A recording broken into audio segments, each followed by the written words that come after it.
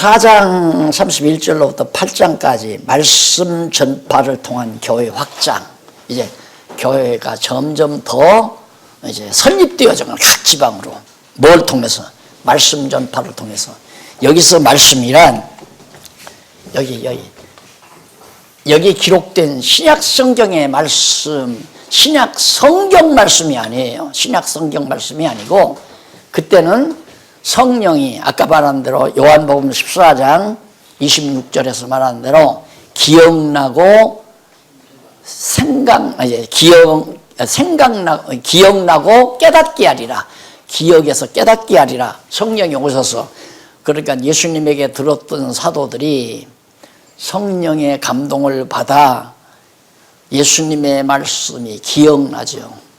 그러면 3년 동안 이렇게 따라다니면서 들었는데 그게 어떻게 다 알 수 있겠어요? 예?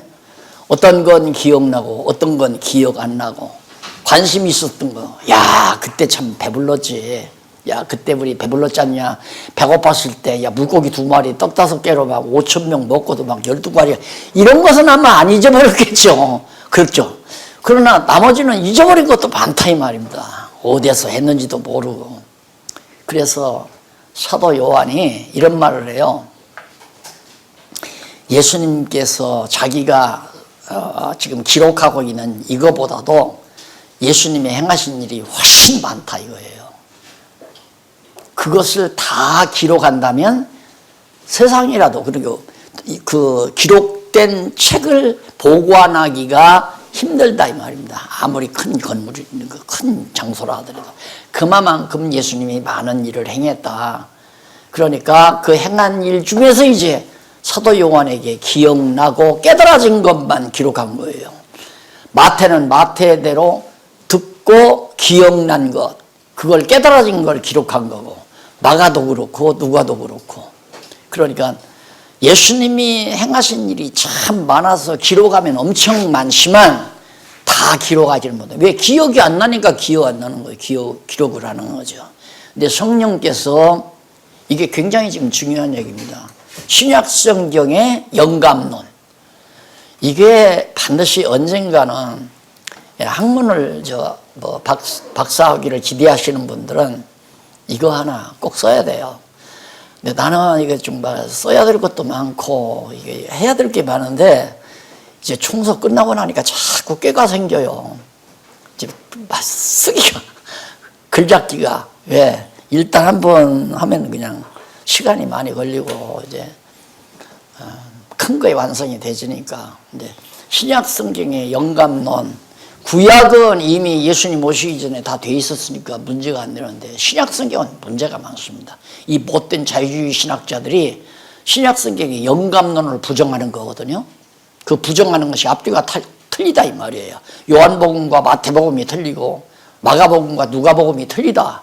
이게 영감이 됐다면 똑같아야 하는데 왜 이렇게 틀리냐. 이래서 영감론에 대한 문제를 제기해도 우리 보수주의 측에서 이렇기 때문이다라고 대답할 사람이 아무도 없어요. 이게 안타까운 거죠. 그거 너무도 쉽고 간단한 건데 그걸 대답을 못한단 말입니다.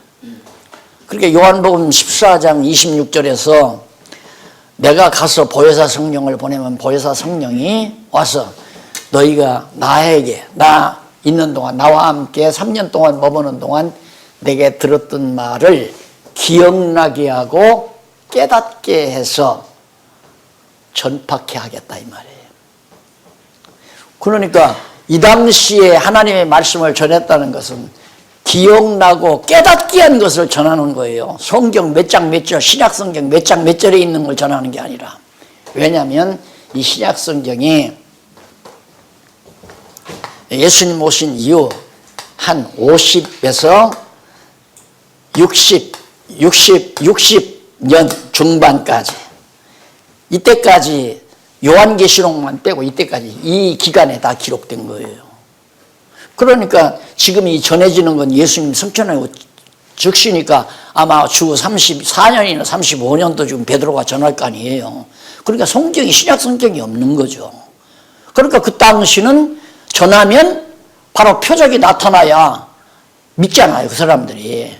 표적이 나타나요. 그러니까 표적이 드러났는데 고린도서에 나오는 대로 부분적으로 알고 부분적으로 전할 때는 우리가 희미해지만은 온전한 것이 오면, 그 말은 이제 요한계시록까지 95년이죠. 95년 요한계시록이 기록되니까 이 온전히 예수가 그리스도라는 진리가 온전히 계시되면, 너무너무 분명하게 다 드러나면 우리가 거울과 거울을 보는, 얼굴과 얼굴을 보는 것이 확실해진다 이거예요.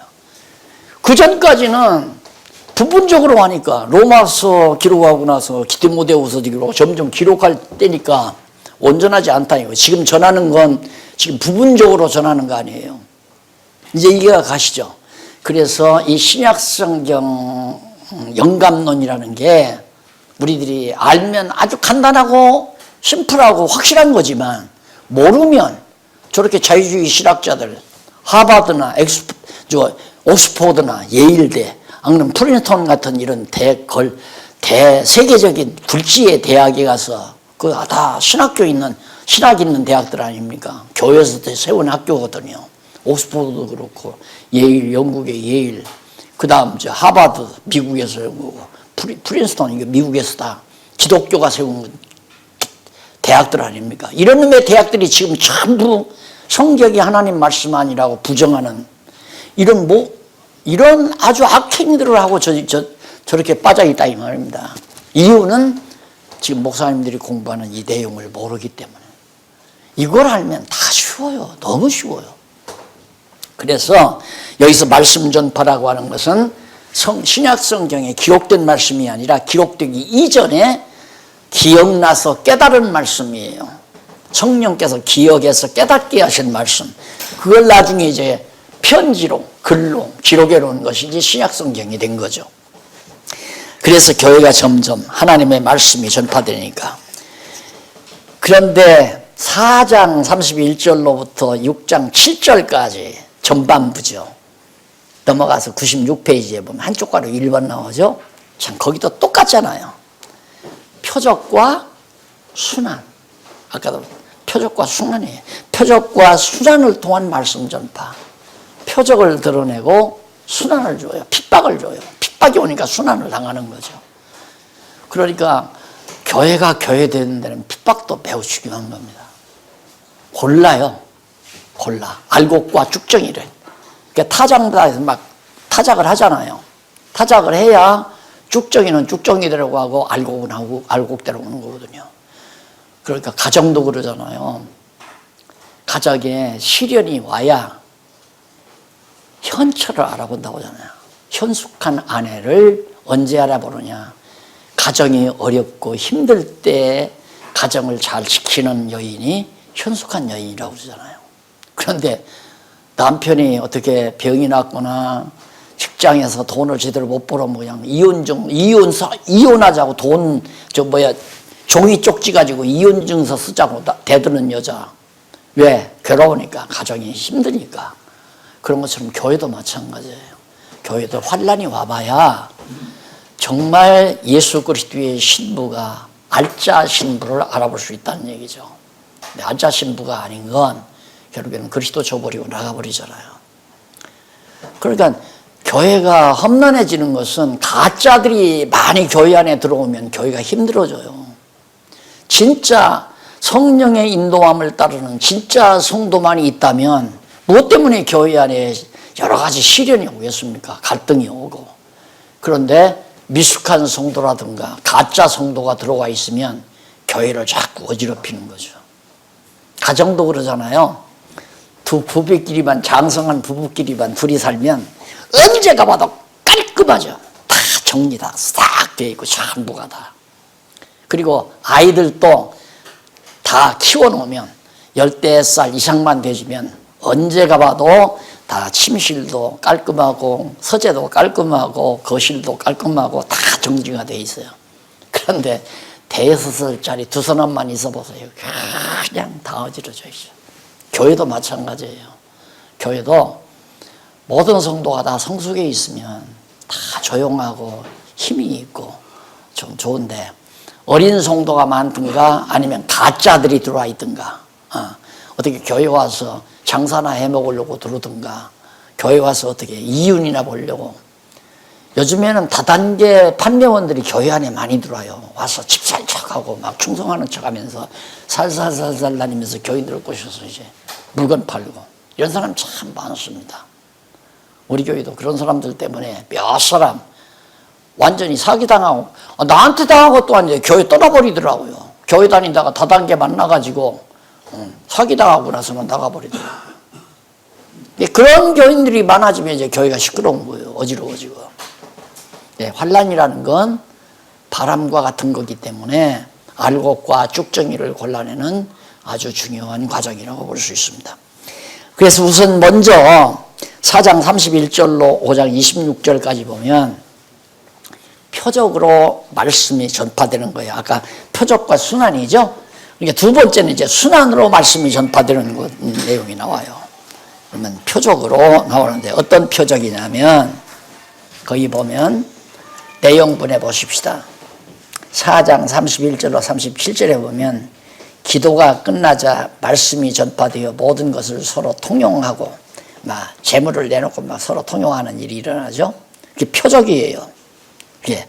그리고 5장 1절로부터 11절에 보면 아나니아와 삽비라가 당장 막 다 죽어버리잖아요.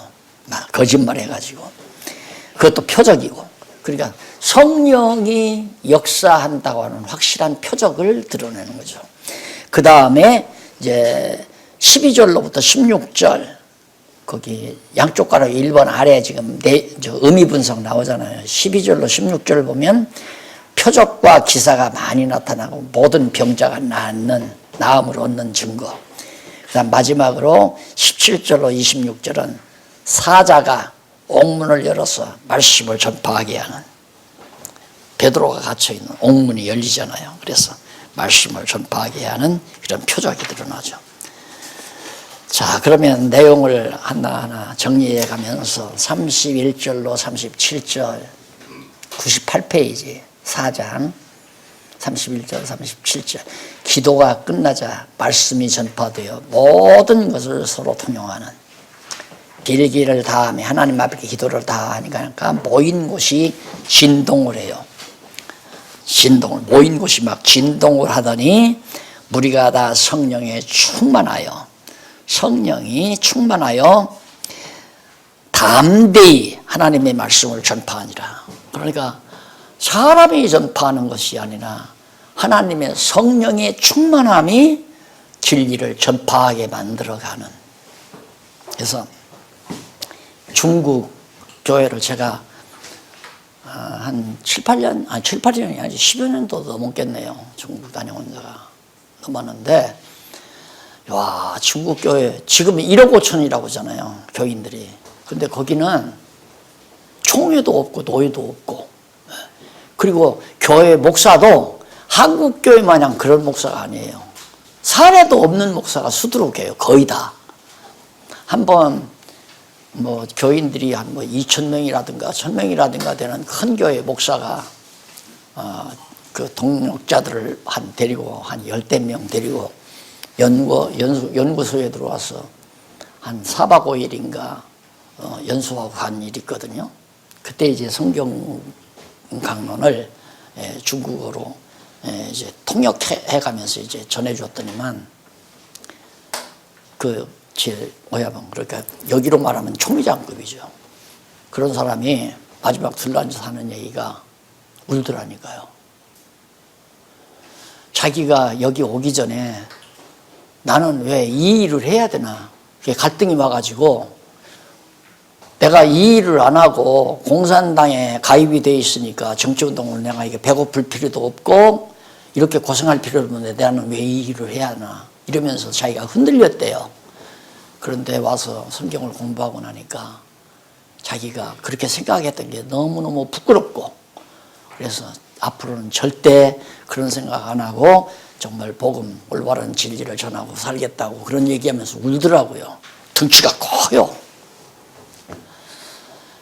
그런데 어떻게 교회가 중국에 그렇게 많은 사람들이 예수를 믿고 진리를 사모하고 그렇게 성경을 알고 싶어 해요. 가보니까 중국 성도들이 그게 바로 성령께서 하시는 일이다 이 말이에요. 근데 이제 거기 중국 교회에 이제 타락이 어떻게 들어가냐면 이제 한국 교회 정치가 들어가면 타락해요 이제. 가서 돈으로 가서 막 해가지고 우리 교단에 속해라, 장로 교단에 속해라, 성령 교단에 속해라 이 짓 하게 되면 이제 지금 그 물결이 들어가 있어요. 그래서 지금은 중국인들 오면 돈 안 도와주나 돈 보고 이제 돈을 기대해요.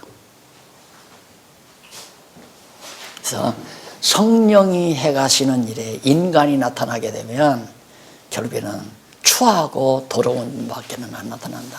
이렇게 교회도 절대 인간 드러내지 말고 그냥 성령의 역사가 정말 온 교회를 충만케 하도록 그렇게 역사하는 방법은 바로 하나님의 말씀이 있는 곳에 성령의 역사가 왜? 바울이 그렇게 말했잖아요.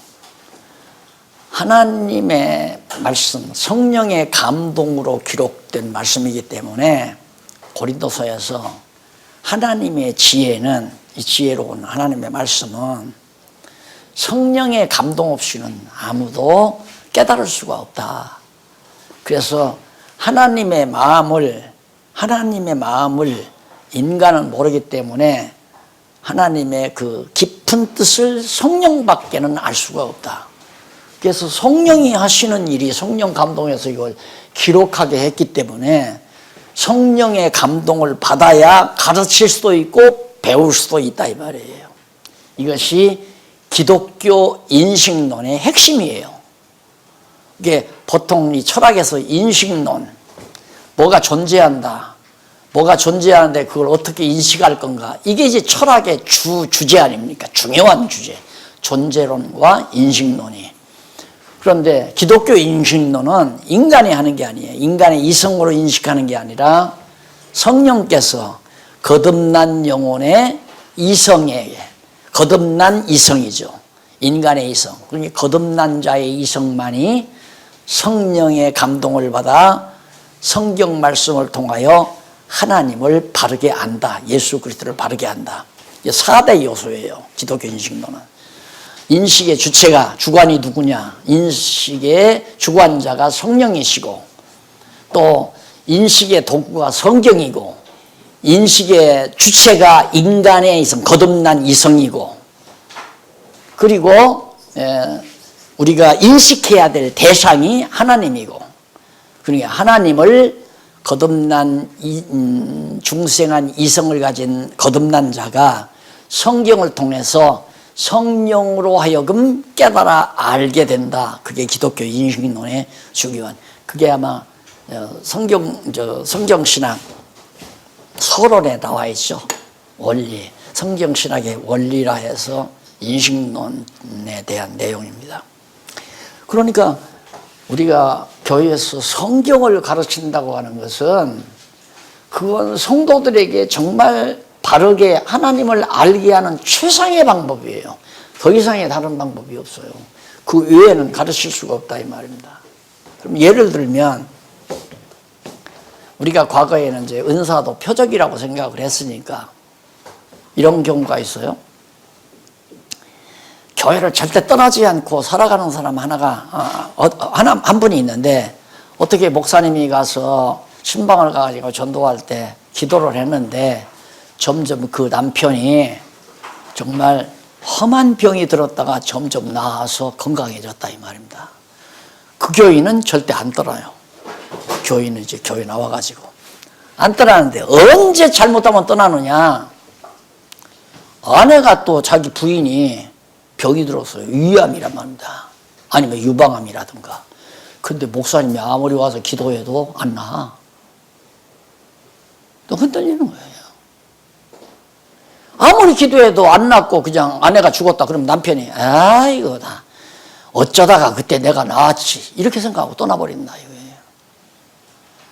그러니 그런 어떤 은사라든가 표적과 같은 그런 방법으로 성도들을 이렇게 전도를 하게 되면 한때는 그냥 뭐 여의도에 있는 교회처럼 막 범람하겠죠. 손언질하고 지금 심장 아픈 사람은 심장에 손 얹고, 머리 아픈 사람은 머리에 손 얹고, 이제 신유의 기도를 드린다고 해서 기도해서 막 나았다 그러면서 막 몇 사람 데려다가 나았다고 간증시키고 이러면서 지금 해놓은 거 아니에요. 그게 다 거짓말이 많단 말입니다. 안 나았는데도 믿음은 바라는 것들이 실상이니까 나았다고 와서 얘기해야 그게 실상이다. 그게 안 나왔는데도 와서 나았다 그러니까 듣는 사람은 와 기적이 나타난다 이 짓을 할 거 아니에요. 근데 지금 자꾸 떨어져 나가잖아요. 왜? 지금은 안 되니까. 이게 제일 완벽한 영혼을 가장 튼튼하고 견고하게 세워놓는 정말 유일한 방법이라 믿게 하는 인식론 올바른 방법이다. 내가 설득시키려고 하지 말고 성령이 함께 우리와 함께해서 성령밖에 하나님의 기쁜 뜻을 모르니까 누가 그의 모사가 됐고 누가 하나님 곁에서 정말 같이 이 지혜로운 것을 생각한 자가 아무도 없잖아요. 그게 이제 로마서에 나오는 얘기지만 그래서 모든 것을 이제 막 그러다 보니까 성령 충만하니까 이제 모든 욕심이 사라져. 그리고 재물이라는 게 우리가 함께 먹고 생활하는 게 중요하다 해가지고 막 다 자기들 것 내놓고 같이 살아갔어요. 그래서 이게 성령이 함께한다는 표적인지는 모르고 이걸 그대로 이게 진짜 올바른 생활이라고 생각하고서 공산주의가 그래서 여기 때문에 나온 거 아닙니까? 공산주의라고 하는 것이. 이건 표적적 사건이에요. 표적적 사건. 이런 일이 있을 수가 없죠. 어떻게 자기 재산 다 내놔요. 다 내놓고 필요에 따라 나눠 썼다 이 말입니다.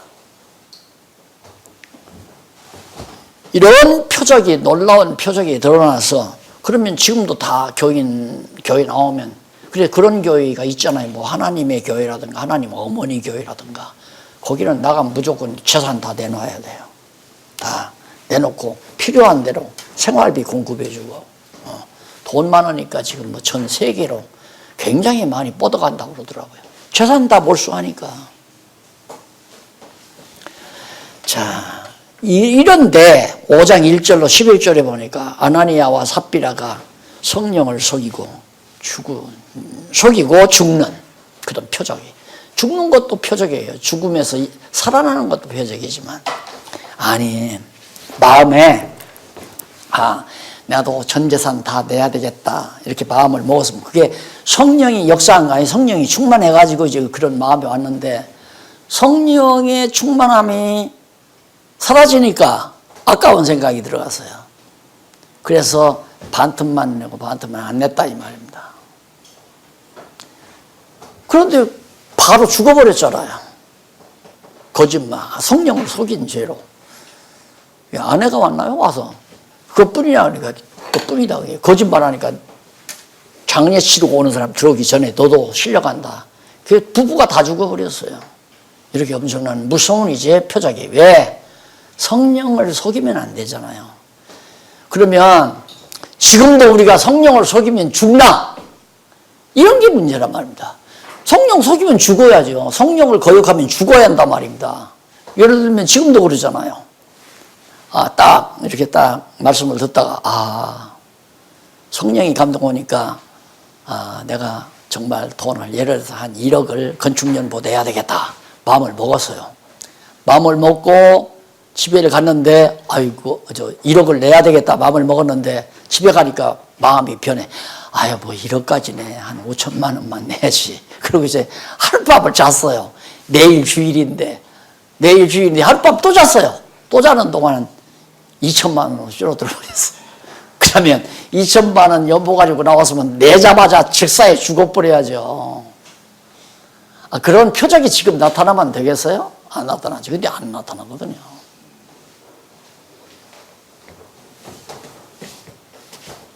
근데 이런 엄청난 이제 표적적 사건이 5장 1절로부터 11절까지 그래가지고 이걸 가지고 이제 부흥사들이 아나니아와 삽비라 얘기하면서 약속, 연보 다 약속하라고. 그러면서 막 연보시킬 때는 장로 거기서 제일 돈 많은 장로 딱 바라보면서 1억짜리 손들어! 그러면 이제 할 수 없이 돈 많은 장로가 들잖아요. 그 다음 9천만 원짜리! 8천만 원짜리 그러면 그 다음에 안 들 수가 없죠. 다 들어서 써냈다 이 말이에요. 이거 딱 하잖아요. 죽어! 약속 지켜. 다 그래서 한 거 아닙니까?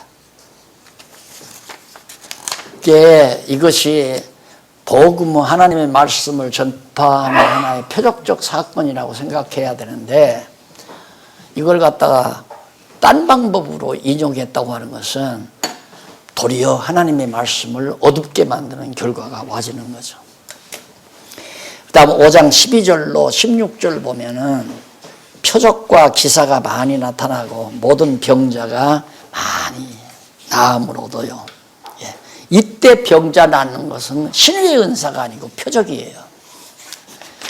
자, 그 다음 넘어가서 또 놀라운 표적이 또 하나 나타나잖아요. 17절로 26절. 17절 대지사단과 그와 함께 있는 사람 즉 사두개인의 당파가 다 마음에 시기가 가득하여 일어나서 18절 사도들을 잡아다가 오대기에 가두었더니 주의 사자가 밤에 옥문을 열고 끌어내요. 가로되 20절 가서 성전에 서서 이 생명의 말씀을 다 백성들에게 말하라.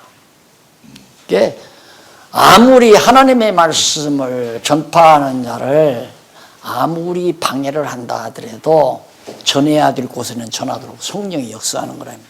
예, 전할 대상도 전하는 것도 다 성령이 주관한다. 그러니까 사도 바울이 자기는 아세아 쪽으로 복음을 전하려고 하잖아요. 앞으로 나오지만 아세아로 복음을 전하려고 그랬어요. 근데 성령이 그걸 막는 거예요. 가지 말라고. 그리고는 밤에 저 바다 건너에서 손가부르는 환상을 봐요. 그래서 할 수 없이 배를 타고 마게도니아로 건너가잖아요. 건너가서 처음 만나는 것이 바로 빌립보 해변가예요. 거기서 이제 루디아라는 여자를 만나서 복음을 전해가지고 그 마게도니아와 아가야 지역의 선교 기지 역할을 루디아가 하게 된 거죠. 그러니까 하나님께서는 성령께서는 복음을 전하는 자나 또 전하는 대상, 들어야 될 대상이나 전하는 지역 이거 다 성령이 다 주관한다는 거. 그렇잖아요. 성령이 주관. 어디에 가서 전해야 될 것도 성령이 다 책정한 거고 전하는 바울도 하나님의 성령이 붙들어 놓은 거고 전할 내용도 성령께서 또 그 전하는 말씀을 들어야 될 루디아라는 여인도 성령이 준비해 놓은 거란 말입니다. 그러니까 그렇게 완전히 성령에 사로잡혀 사는 이것이 바로 우리들의 모습이라고 생각하시면 틀림이 없습니다. 이렇게 해서 결국 이제 옥문을 열고 나가서 옥문을 하나님께서 열어줘 가지고 나가는데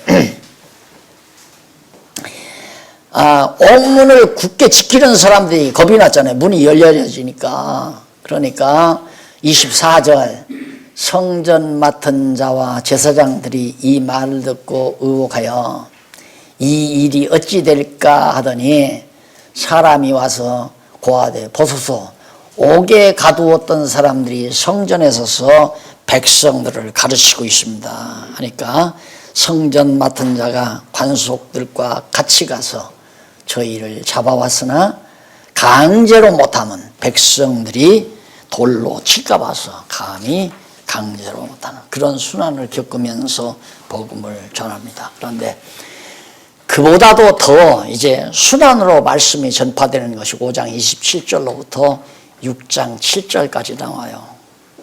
순환을 겪으면서 그 순환이 뭐냐면 27절로 32절 보면 5장 밑에 4페이지 밑에 사도들이 제사장들과 관속들에게 끌려가 말씀을 전파하는 붙들려가요. 붙들려가서도 29절 한번 볼래요? 5페이지 위에서 두 번째 성경 위에서 두 번째 앞부분에 29절 베드로와 사도들이 대답하여 가로되 사람보다 하나님을 순종하는 것이 마땅하니라. 너희가 나무에 달아 죽인 예수를 우리 조상의 하나님이 살리시고 이스라엘로 회개케 하사 죄사함을 얻게 하시려고 그를 오른손으로 높이사 임금과 구주, 그리스도를 삼았다 이 말입니다. 그리스도 임금과 구주로 삼으셨느니라. 우리는 이 일의 증인이요 하나님이 자기를 순종하는 사람들에게 주신 성령도 그러하니라. 우리도 예수가 그리스도라는 증인이지만 성령도 예수가 그리스도라고 증거하는 증인이다. 그러니까 성령께서 사도들을 통하여 예수가 그리스도라는 진리를 전파케 하시는, 예수님이 말씀하신 대로 요한복음 14장 26절 27절에서 약속한 대로, 그 다음 27절로 32절에 보면 사도들이 제사장들과 관속들에게 끌려가 말씀을 전파하는 내용 지나갔고요. 33절로 42절 6페이지, 교법사를 통해 사도들이 매만 맞고 놓여 말씀을 전파하는, 교법사들을 통해서 사도들이 매만 맞아요. 매 맞으면서 전하잖아요. 두들겨 맞으면서 감옥에 갇히기도 하고 매도 맞고 핍박을 당하고 순환을 겪으면서도 말씀은, 그렇기 때문에 진정한 참 진리는 이건 내가 의지가 굳어서 이걸 버릴 수가 없는 게 아니라 너무 분명하고 확실하니까 버려지지를 않는 거죠. 그래서 우리가 복음의 증인이 된다는 것은 확신이 찼을 때, 배고파도 헐벗어도 매를 맞아도 감옥에 갇혀도 그 관계없이 바로 전할 수밖에 없는 것이 영원한 진리, 예수가 그리스도라는 진리다 하는 얘기예요. 6장 1절로 7절, 사도 임무에 전무하려고 집사를 세워놓습니다.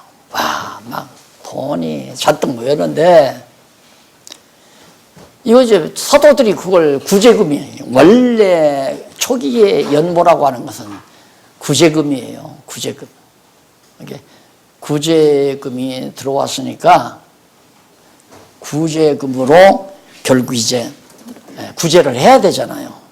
거기에는 헬라파 유대인과 히브리파 유대인들이 섞여 있단 말입니다. 그러니까 헬라 지역에 이민 가가지고 살다가 온 사람들도 있고, 유대 지역에 있는 이제 유대인들도 있고, 그러니까 그런 사람들이 섞여서 있다가 보니까 구제하니까 막 불만이, 서로 많이 준다 적게 준다 싸움이 벌어지니까 사도들이 우리는 이거 하면 안 되겠다. 우리 일이 이게 아니야.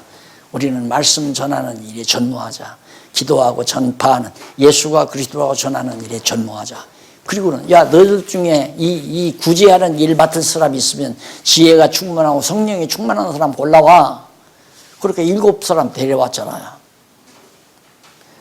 그래서 정말 그들에게 맡겨줘서 그거 다 구제금 다 주도록 그렇게 만들어져. 이런 일이 있은 이후에 6장 8절로부터 이제 8장까지 나옵니다.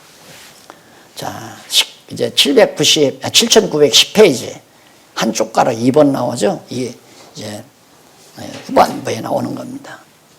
순교와 핍박을 통한 말씀 전파예요. 야, 말씀 전파에 참 많은 게 있죠. 많은 게.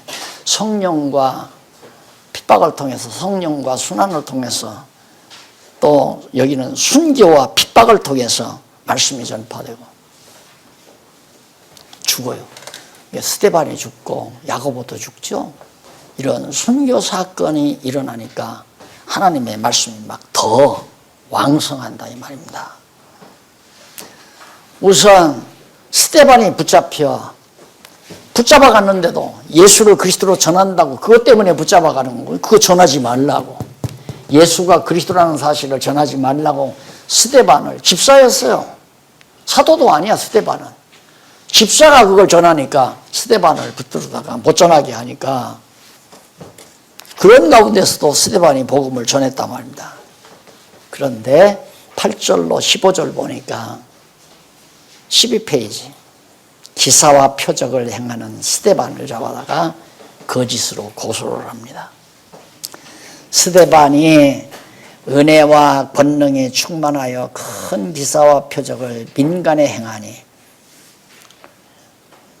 리바디노, 구레네인, 알렉산드리아인, 길리기아, 그 다음 아시아에서 온 사람들의 회당이라는 각 회당에서 이런 어떤 자들이 일어나 스데반으로 더불어 변론할세. 스데반이 지혜와 성령으로 아주 말함을 저희가 능히 감당치 못하죠. 성령의 능력의 지혜의 말씀으로 대화를 하는데 어떻게 감히 감당을 하겠어요? 못하니까 결국 고발을 해서 스데반을 갖다가 정죄를 하잖아요. 그래가지고 결국에는 이제 스데반이 말씀을 전합니다. 1절로 16절, 7장 1절로 16절. 조상에게 세운 언약대로 애굽으로 내려간 사실을 진술합니다. 구약성경 이제 구약성경을 아브라함 때부터, 그러니까 애굽으로 내려갈 때가 이제 야곱 때죠. 야곱 때부터 쭉 어디까지? 예수 그리스도 십자가에 못 박혀 죽어서 부활할 때까지. 이게 설교예요. 이게 이제 강론이란 말입니다. 그래서 16절까지는 조상에게, 아브라함과 이삭과 야곱에게 언약하신 대로 애굽으로 내려갔다. 그 언약이 뭡니까? 아브라함아, 하나님께서 불러가지고 아브라함아, 내가 네 자손 번창케 해서 이 땅을 내게 주마. 그런데 네 자손들이 장차 400년 동안 이방에 가서 종살이하고 때가 차면 돌아와서 이 땅에서 너희들이 나라를 세우게 해주겠다. 그거예요. 그렇게 애굽에 가서 400년 종살이할 것 미리 하나님께서 아브라함에게 약속했잖아요. 언약했잖아요. 언약대로 그대로 애굽으로 내려갔다. 그 말을 지금 스데반이 구약성경 내용을 밝혀주는 거예요. 그리고 나서 7장 17절로 29절에 보면 모세의 출생에서 미디안으로 탈출까지의 역사를 진술합니다. 출애굽기 이제 넘어가서 해보세요. 창세기는 다 끝났어요. 창세기 강의 다 끝났어요. 그리고는 어디로 갔느냐? 출애굽기로 가요. 근데 출애굽기가 모세가 출생하죠? 출생하니까 갈대 상자에다 넣어서 버렸잖아요. 거기서 구출해서 왕궁에서 40세까지 살았잖아요. 그러다가 애굽 사람 처음 입힌 것이 들통나자 결국에는 도망쳐서 미디안으로 결국에는 망명을 떠나죠. 거기까지를 스데반이 지금 쭉 얘기하는 거예요. 자, 그러면 이것만 봐도 왜 그러면 스데반은 이렇게 말씀이 육신이 되으신 이 예수가 바로 그리스도라는 사실을 증거하기 위해서 지금 아브라함 때부터의 역사를 쭉 얘기하는 거예요. 그러면 이 모든 역사가 다 예수가 그리스도라함을 증거하는 거 아니에요. 그리고 요한복음 5장 29절에 나오는 대로 너희가 성경에서 영생을 얻는 줄 알고 성경을 상고하거니와 바로 이 성경이 내게 대하여 예수가 그리스도임에 대하여 증거하는 것이다. 예수 그리스도 보내실 것에 대해서 증거하는 것이 구약성경이다. 그러니까 스데반도 바로 그 진리를 깨닫고 지금 전하는 거란 말입니다. 성경이 그렇게 쉬워요. 구약성경이 결국에는 그리스도 증거하는 얘기라고 하잖아요. 다. 그래서 이제 모세가 미디안으로 탈출하는 데까지, 망명 떠나는 데까지 그렇게 해놓고는 이제 떠났는데 그 다음에 이제 7장 30절로 60절까지 양쪽 가로 2번이죠. 전파한 스데반이 순교를 하는 대목입니다. 네, 거기 보면 그 전파하는 데 있어서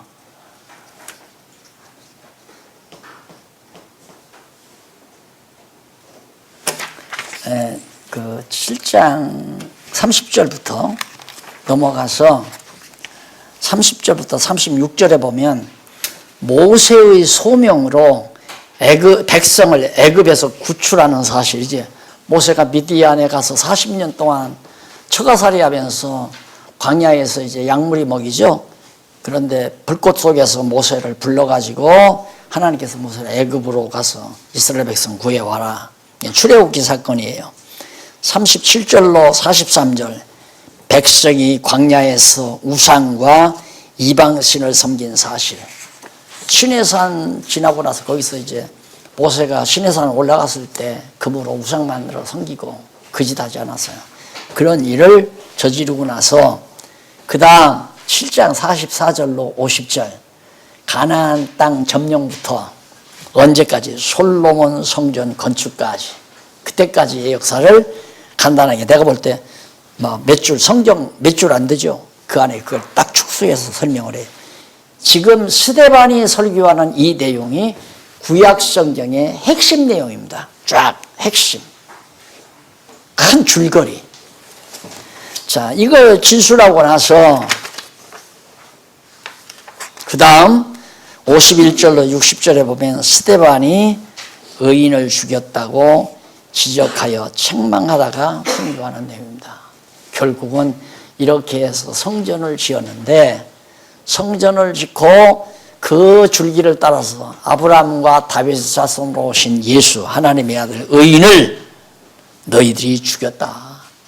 너희들이 얼마 전 십자가에 못 박아 죽인 그 예수가 바로 의인 하나님의 아들 그리스도다 이 말이에요. 그러니까 막 결국 돌을 들어서 스데반을 때려 죽였잖아요.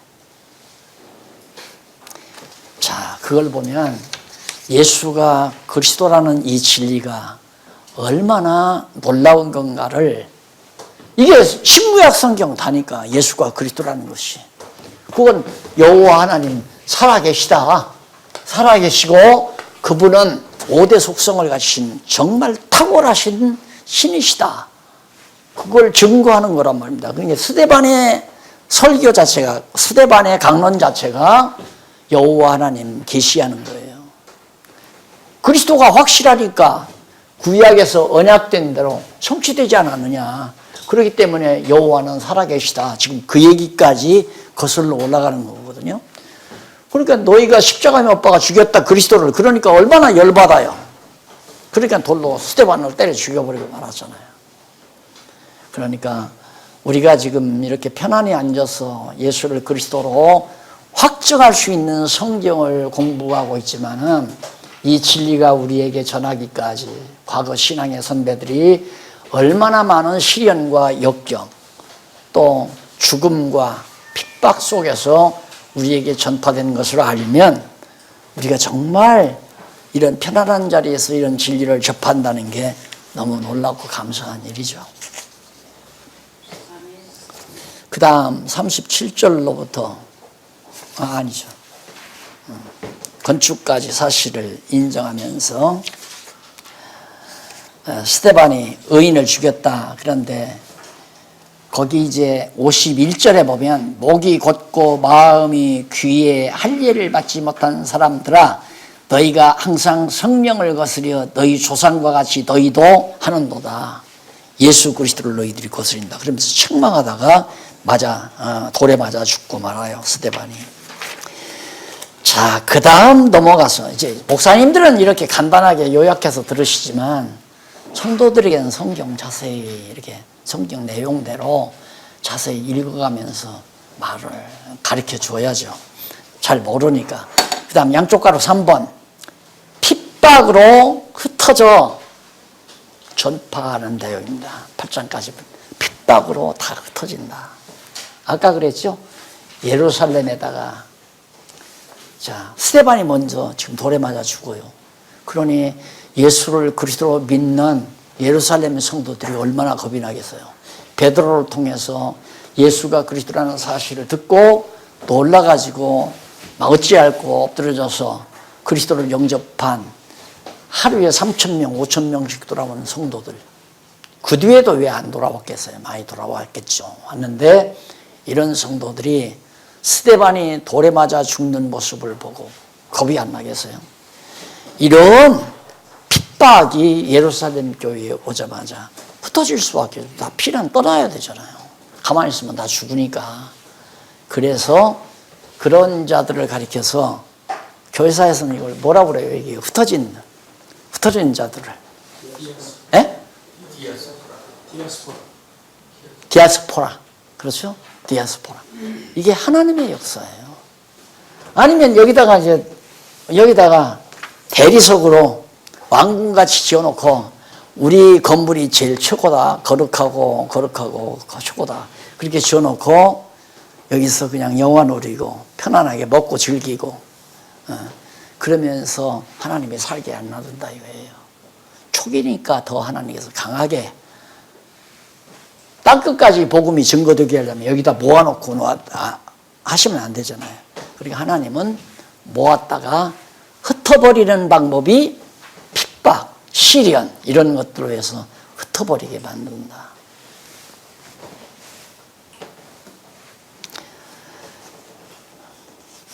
그래 핍박으로 흩어진 빌립이 표적으로 사마리아 성에 전도를 하는 빌립이 집사예요. 스데반도 집사고 사도들만 전하는 게 아니잖아요. 집사는 돈 관리만 하는 게 아니라 집사도 깨달으면 나가서 전하잖아요. 이게 복음 증거가 어떤 사람의 한 특유물이 아니에요. 특권층이 하는 것만은 아니라면 깨달은 자는 누구라도 가서 복음을 증거해야 하는, 집사도 증거하고 장로도 증거하고 권사도 증거하고 목사도 증거하고 다. 그런데 여기 사마리아 성에 전도한다고 그랬죠? 그러면 예수님의 예언이 이루어지잖아요. 성령이 너에게 임하시면 너희가 권능을 얻고 예루살렘과 유다 땅에 전파되잖아요. 유다와 사마리아와 땅끝까지 지금 사마리아에 전파되잖아요. 그러니까 사도행전 1장 8절 예언의 말씀이 그대로 이루어져 가는 거죠. 이런 장면이 나올 때 목사님들이 예를 들어서 지금 집사님들 가운데 그래도 좀 안수 집사 그룹들 믿은 지 오래 본 분들 10여 분을 놓고 성격을 가리킨다. 아무개 집사님 거기 어디입니까? 성이 어디죠? 사마리아요. 참 놀랍지 않습니까? 예수님께서 승천하시기 전에 예언한 대로 정말 사마리아의 복음이 증거되네요. 이런 데서 작은 일이지만, 작은 사건이지만, 야, 진짜 성경은 하나님 말씀이다. 그래서 믿음이 자라나는 거예요. 그렇게 해서. 확인을 시켜야 되죠. 예수님의 예언대로 그대로 되지 않느냐. 베드로가 예수님 부활해서 요한복음에 보면 예수님 만나고 이게 나를 사랑하느냐? 네, 내가 주를 사랑합니다. 또 물어요. 진짜로 사랑하냐? 네, 사랑합니다. 사랑하느냐? 사랑합니다. 그러니까 예수님께서 너는 이제 남에게 붙들려서 묶여가지고 이제 그렇게 마지막을 끝낸다 그러니까 저 요한은 어떻게 되겠습니까? 라고 물었잖아요. 요한은 어떻게 되겠습니까? 그러니까 예수님이 너 그걸 왜 물어? 요한이야 안 죽고 산다는 얘기는 아니지만 요한은 살든지 영원히 살든지 네가 무슨 상관이냐. 그 소문이 나와가지고 요한은 안 죽는다 그렇게 억지로 이제 소문이 퍼진 사건이 나 요한복음 마지막에. 그러니까 베드로에게 많은 시련이 와서 정상적으로 숨 넘어가 죽게 될 것을 하나님께서 예수님께서 말한 게 아니라 많은 시련과 핍박을 받으면서 마지막에는 죽기는 거꾸로 이렇게 죽었다고 그러잖아요. 그게 전부 예수님의 예언이 이루어지는 것들이란 말입니다. 그러니 어찌 베드로만 그렇고 바울만 그렇습니까? 오늘 우리들도 다 하나님 앞에 정해져 있어요. 어떻게 죽을 것까지라도 언제 어떤 모습으로 어떻게 살다가 어떻게 죽을 것까지 전부 다 정해져 있다 이 말입니다. 그대로 되게 돼 있어요. 그게 성경의 기록만 안 기록되어 있는 거지 다 하나님 뜻 안에는 다 이미 포함되어 있는 거죠. 그러니까 내가 아무리 안 죽으려고 노력해도 죽을 때가 되면 죽게 되지는 거고 병 안 걸려고 아무리 조심해도 병이 걸릴 때 되면 걸리는 거고 그냥 죽으려고 해도 죽지 못해서 살게 만드시는 거고 그렇기 때문에 그냥 하나님의 뜻을 따라 살아간다라고 생각을 해야 마음에 진정한 참 평안이 와요. 억지로 자기 노력대로 어떻게 해보려고 하면 혼연히 헛심만 쓰는 거예요. 헛심. 공연한 힘을 낭비하는 거죠. 그리고 8장 14절로부터 25절에 보면 거기 보면 사도들의 권능을 돈으로 사려는 시몬을 저주하며 전도를 합니다. 이런 뜻도 웃기는 놈이에요. 사도들이 이런 놀라운 표적들이 나타나니까 이걸 좀 자기도 해보려고. 그게 이제 마술사나 같은 거거든요, 과거에. 그러니까 야, 나도 저런 일을 해야 되겠다 해서 돈 주고 그걸 살려고. 그게 사지느냐 이거예요. 저주해버렸잖아요. 자, 이제 나오네요. 또 8장 26절로 40절에 보면 빌립이 집사죠. 빌립이 네시 에티오피아 여왕 네시에게 이사야 글을 가르쳐 세례 주고 전도하는 내용입니다. 집사가 세례를 주다니. 세례는 목사만이 베풀어야 되네. 이런 것도 다 성경적이 아니죠. 아무나 세례 주면 어떻게 해요? 아무나 세례 주면. 세례라는 것이 예수를 그리스도로 믿으면 세례 받은 거예요. 이미 완전히 유대교에서 기독교로 전향한 거란 말입니다. 유대교를 신봉하던 그 사람은 죽어버리고 예수를 그리스도로 믿는 신앙으로 다시 거듭난 거니까. 그런데 우리는 이제 이 전통을 교회가 이제 커져가면서 전통을 만들잖아요. 인간들이 법을 만들어요. 법을 만들어서 세례는 목사만 주기로 하자. 유아 세례도 주기로 하자. 유아 세례라는 말은 성경에 있지도 않은 건데 장로교가 만들어서 하는 거고. 그리고 예수님도 세례 베푼 일도 없고 바울도 세례 한 사람인가 베풀었다고 그러잖아요. 세례가 그게 중요한 건 아닌데도 그렇게. 그러니까 이사야 글을 읽고 있다가 또 그게 무슨 뜻이 당신 그거 무슨 뜻인지 알아? 그러니까 안 가르쳐 주는데 내가 어떻게 합니까? 그러니까 모르면서도 성경을 읽는 거예요. 그것이 한국 교인들 일반 성도들의 지금 태도예요.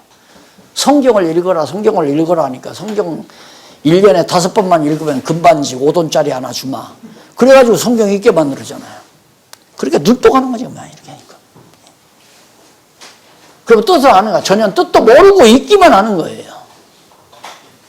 왜? 안 가르쳐 주니까. 성도들이 성경을 읽었으면 목사님들이 가르쳐 주어야죠. 그게 무슨 뜻인지. 그게 빌립이 가서 가르쳐 주니까 빌립의 가르침을 받고 이사야서에 있는 말씀을 통해서 며칠 전 예루살렘에서 십자가에 못 박혀 죽으신 예수 그리스도를 딱 증거하고 그분에 대한 이야기다 그러니까 내가 더 이상 주저할 거 뭐냐. 나 세례 받겠다 해서 가다 말고 내려가서 내과에 가서 빌립에게 세례를 받고 가잖아요. 이런 놀라운 역사들이 성령의 역사로 말미암아서 빌립이 그 사람 병거 타고 가는지 안 가는지 어떻게 알아요? 성령이 감동해서 내려가 봐라. 지금 예배하고 가는 자가 있으니까 가다가 이제 병거 타고 가는 사람이 있으니까 거기 한번 찾아가 보라. 쫓아가서 가보니까 병거 타고서 이사야서를 읽고 있으니까 너 그거 무슨 뜻이냐? 모른다. 아무도 안 가르쳐주는 자가 없는데 내가 어떻게 그걸 하냐. 그게 빌립이 가르쳐주잖아요. 빌립도 집사니까 사도가 아니니까 성경 모를 거 아니에요. 근데 성령께서 감동해서 깨닫게 하니까 빌립도 예수가 그리스도라는 걸 깨닫고 이사야서를 해석해 주잖아요.